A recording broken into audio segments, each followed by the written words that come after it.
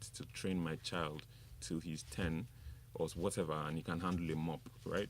Yeah, the environment's been damaged. There are people with the skill, so I'm saying that to seem like they seem to be focusing on a bunch of other things. But what would you say is the reason for this food dragon? Because I mean, environmental factors they're looming in the face. Even the global scene, everybody's clamoring about this and hammering on the urgency of these actions to be taken. The federal government is taking steps to clean up Ogoni land, but they seem not to really want it to be actualized.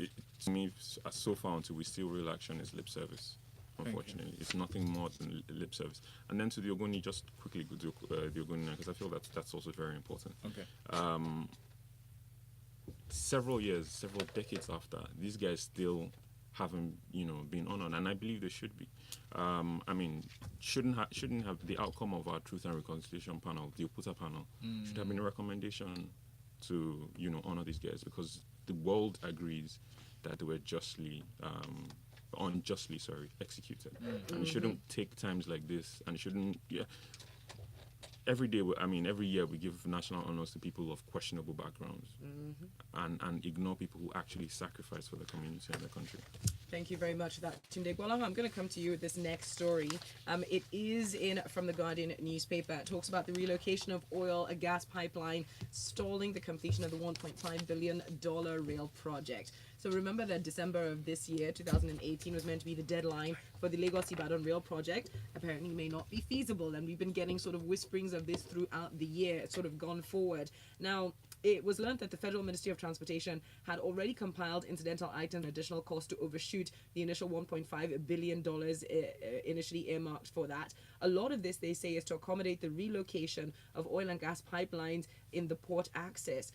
They also do point out that because of the sort of pipelines that they're finding and that they have to detect, they've got to use georadar equipment, which wasn't envisioned in the budget, and that all of this is what's going to add to overrunning the budget. Now, Gbolahan, what this says to me is again speaks to the very poor flow of information from administration to administration for us to need certain types of equipment to detect oil and gas pipelines in the ground, which one would imagine should be a part of the city's planning, should be in the documents. We should be able to just look at documents and know, okay, that's what exists here. And what does that say to you, really, first of all, about continuity in terms of information and how we're moving information from administration to administration, and really about this project itself, which Minister of Transportation, Rotimi Amechi, hasn't yet said officially they're going to extend this deadline, but the writing's on the wall, it seems.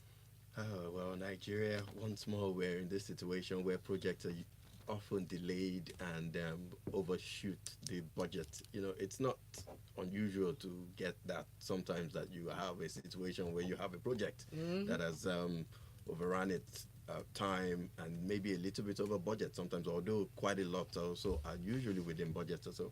But when you find out the situations and the reasons why you're overshooting the budget, you begin to ask yourself, just as you said, shouldn't there have been a consultation phase before actually commencing the project, where you looked at the project from A to Z to see where the challenges and the bottlenecks will be, and to have a master plan as well that actually illustrates and shows you where all the gas pipelines and the little challenges and the infrastructures that you might have to move out of the way will be. I know when you construct projects anyway, engineering, this is something that is usually done in depth. You actually look in detail as to what you need to do and how you're going to complete the project from A to Z. So it's very funny when we hear a project of this magnitude. We're talking $1.5 billion worth of project, and now we're finding out that there are oil and gas pipelines that are crisscrossing along the way. You see, but this is the thing, okay? All through this project, and today I know you want to chip in as well, they had been saying that we do have these impediments, there are these things there, but it now sounds as though they're finding more layers of oil and gas pipelines that perhaps have not been in use, that we haven't been using, and that's problematic. Now, if you look at the number of projects, and not just road projects, I mean, look at the airports, Lagos and Abuja, that have had issues because, quite simply, we don't know what's underneath the ground. We don't know what's in the ground beneath us. To me, it's a reflection of the rot in the civil service, especially the Ministry of Works, because, I mean, it's not that they carry out every project, but ideally no work, nothing happens without without the involvement of The other civil service parties. or the Yeah, ministries, and there should be a clear record of everything. Beneath us. This is where this was laid. That's where this was laid. So even down, it quite simply means down to record keeping, things were not kept. So I mean, fundamental and basic, simple things. And thank goodness we're not very big on. Hopefully, not very big on military installations underneath. We don't have a lot of ordnance. We wouldn't know. Johnny, we'll be digging This is true. digging in some place, and something would erupt. It's ineptitude. Yes. Bottom line, that's there's no other indeed. way to say it. Thank you for that, Tunde. We're going to go to a few of your messages very quickly. Can I ask that our listeners do send your messages into Twitter? Just use the hashtag FreshlyPress981 or leave a comment on our live stream, which is on YouTube right now.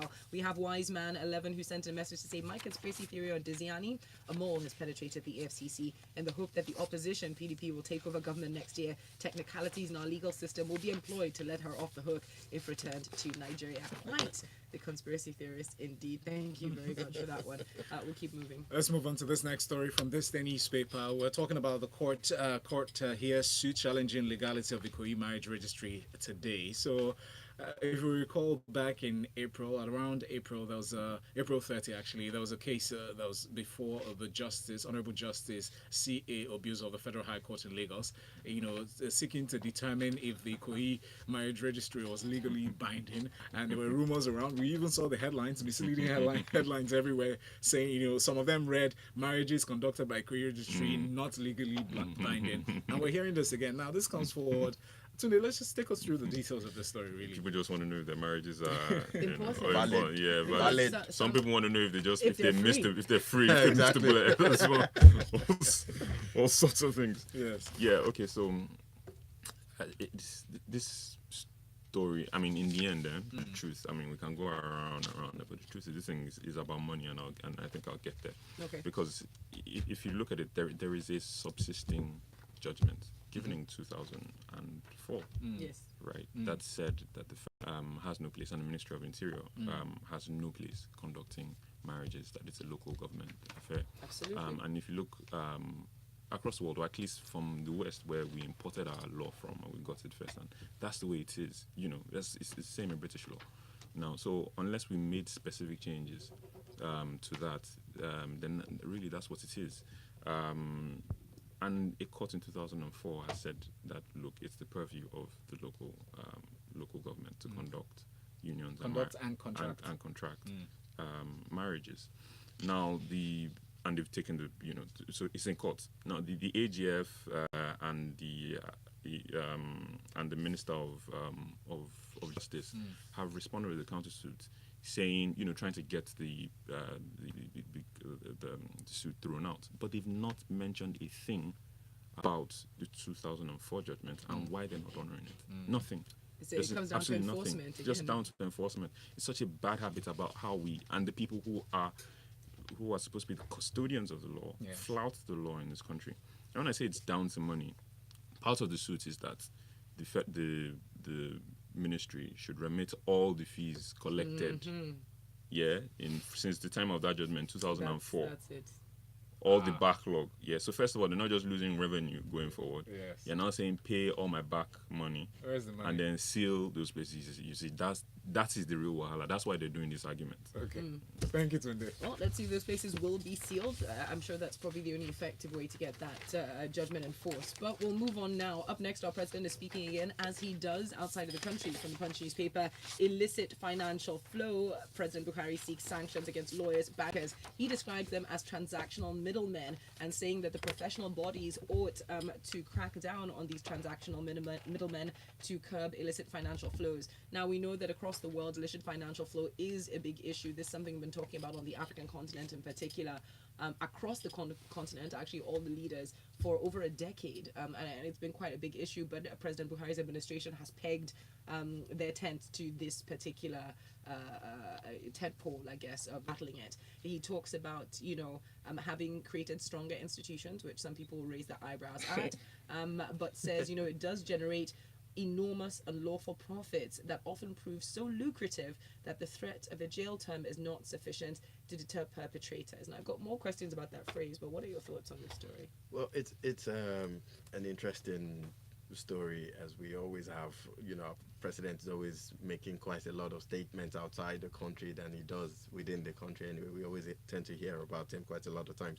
It's a valid statement to be made by the president anyway when we're talking about illicit financial flows out of the country. It's been said time and time again that Africa loses quite a significant amount of its resources, which is carted away outside the country. And I To think, these safe havens. yeah, to the safe havens. And as at last count as well, so I think we're losing about $80 billion annually in Africa generally. This was according to the Thabo Mbeki research anyway, to illicit transactions outside the country.